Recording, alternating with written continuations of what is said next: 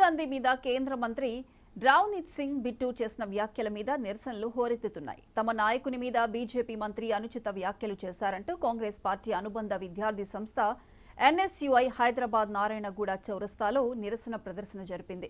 కేంద్ర మంత్రి రావ్నీత్ సింగ్ బిట్టు దిష్టిబొమ్మను దగ్ధం చేసింది. మంత్రి వ్యాఖ్యలను ఎన్ఎస్యుఐ అధ్యక్షుడు ఎమ్మెల్సీ బల్మూరి వెంకట్ తీవ్రంగా ఖండించారు.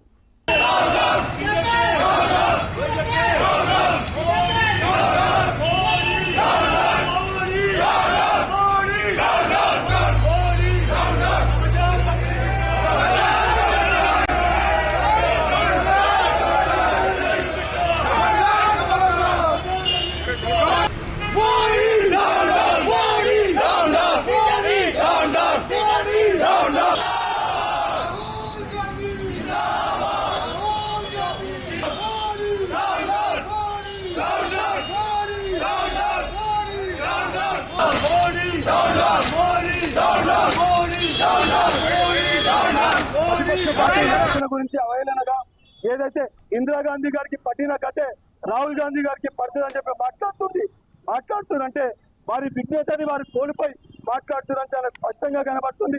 ఇప్పటికన్నా బీజేపీ పార్టీకి అదేవిధంగా ఏదైతే ఢిల్లీకి సంబంధించిన ఆ మాజీ శాసనసభ్యుని కానీ శివసేనకు సంబంధించిన ఎమ్మెల్యేకి కానీ వీళ్ళందరికీ హెచ్చరిస్తున్నాము.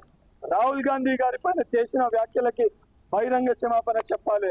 దానితో పాటు పోలీస్ శాఖ కూడా ఆ వ్యాఖ్యల్ని ఏదైతే సంబంధించి అటెంప్ట్ మర్డర్ కేసు కింద రణవీర్ సింగ్ దానికి సంబంధించి ఢిల్లీ మాజీ శాసనసభ్యుల పైన కూడా కేసు పెట్టాలని చెప్పి డిమాండ్ చేస్తున్నాము.